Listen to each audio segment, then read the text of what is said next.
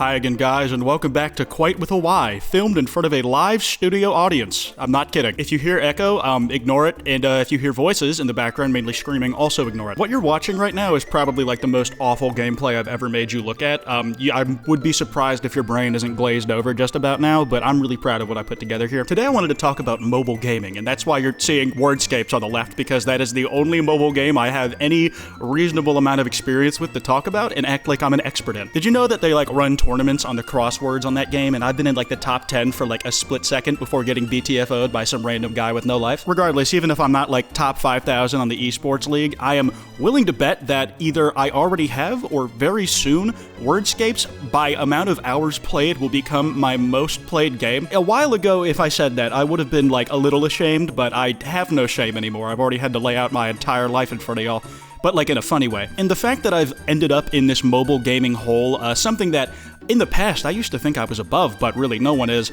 it made me want to talk about the cycle and life of mobile games from my perspective, just in general. I never really sought them out in recent years. I didn't think I was in that market, but I was naive to think I was immune to the siren call. It was a bit dumb. 3,000 levels of Wordscapes later, you know how it is. Early days mobile games, though, were kind of iconic.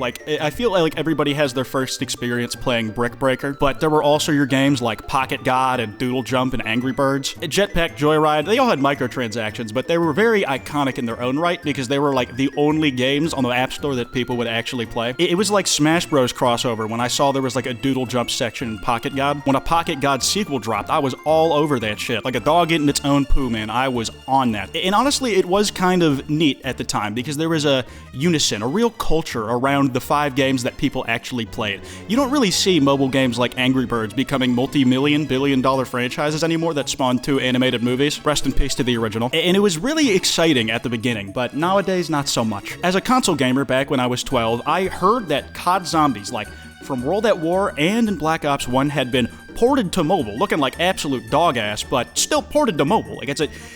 In my brain, I knew that it would play even worse on a touchscreen than it did on controller, but I also didn't know what it felt like on keyboard and mouse at the time, so I was like, it can't be that bad. There was just a lot of cool stuff happening in the App Store that got me excited. But the thing is, as the market grew, as it became clear the amount of money you could make in here, it became saturated. This untamed Wild West of mobile gaming opened up a lot of room for shovelware to get shoveled in. It's like getting buried alive in a coffin, except less clickbaitable. As it did, it lost its magic for me. I had even stopped playing the classic games that I really loved, like a Pocket God or anything that I had dumped thousands of hours to on my mom's iPad that she absolutely hated me for wasting storage on it for. And by then, it was I already had both a DS and a 3DS. Yeah, I'm really cool and awesome like that. And in my head, even in middle school, I was like, what would I need an iPod Touch for? The very stupid idiot middle schooler preteen me said. This was peak console wars when I actually had a stance that Xbox was better than PlayStation. It did not age well, but this was 360 days, so I feel like it's excusable. I had this illusion of prestige that mobile games are low tier because they're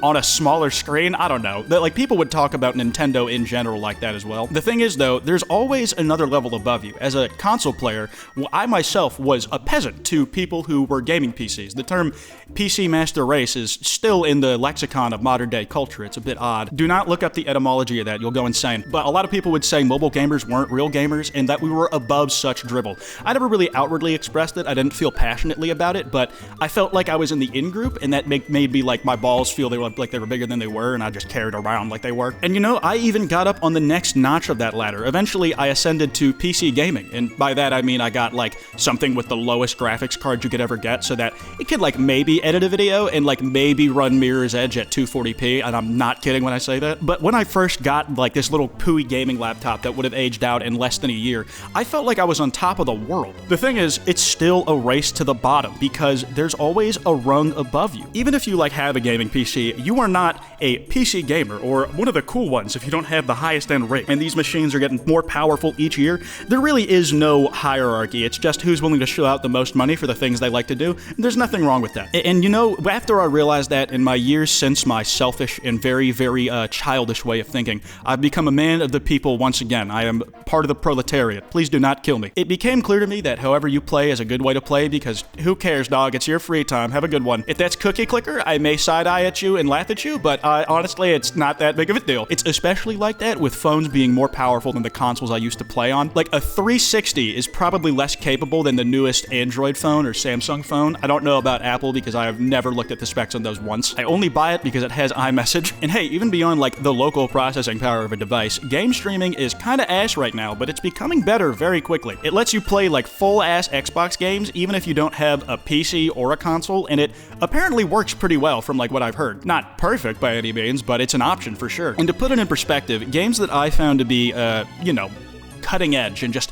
incredibly beautiful and the cream of the crop back in the day are now $7 games on the App Store. I think both BioShock 1 and 2 are purchasable, and you can play it with mobile controls. It's pretty sick. All that said, I still wasn't like seeking mobile gaming out as like a solution to play these kind of big games on the go. Like, I still like would play a Switch or a Steam Deck over that. It wasn't how I wanted to play those games specifically, and it wasn't that brought me back to mobile gaming. In the end, it wasn't the power, it wasn't the specs, it was what I loved about mobile gaming from the start. The fact that it's like really accessible, and I'm a complete fucking sucker. One day on a flight, I forgot where, and I'm not gonna tell you anyways because I'm scared, I saw this random woman who, full disclosure, I had no idea who she was. I just glanced over to the left, and I saw she was playing this neat little crosswords game in the seat next to me. And me being an annoying moron, I saw the letters that she was working with and thought of an answer that she had already filled in herself, and like a complete moron. I already said that, but yeah, that kind of explains itself, doesn't it? The thing is, she was very nice and gracious about it, though. I can only thank her so many times. She was willing to give me the name of that game that I, for some reason, had an instant attraction to. I could not explain it, and I only noticed this mid-flight, so I didn't have internet to try it right away, but when I was waiting in the airport to go back home, I remember I didn't have a Steam Deck back then. They literally didn't exist, and I was like, what could I do on the flight? And the name Wordscapes came to me. I played it a lot on the way home. I played it some that week, but it was kind of on and off until a few years back. I think it was during COVID. I sank into the abyss. It gradually became like my go-to fidget. It was the only thing I would do when I was trying to distract myself from whatever I was meant to be doing. I would actively leave Twitter to play Wordscapes, which is something I never thought I would come out of my mouth. If you think about it, it's probably a healthier addiction and way to spend my time than doom scrolling, so kind of a godsend. But it was a basic game with a basic loop that got me twiddling my thumbs on my phone like no game had in years. And it made me kind of realize I was never above the simplicity. I was just lacking the right dance partner, and I had to be knocked down a peg by being shit on a bunch because I thought I was cool for having like a Pee Wee Herman laptop. Anyways, long story short, I have an addiction, and I do not plan on working on it like any of my other addictions. That's all I got. If you want to send me any topics for videos, hit up that kwytebox@gmail.com email. Anyways, piss off.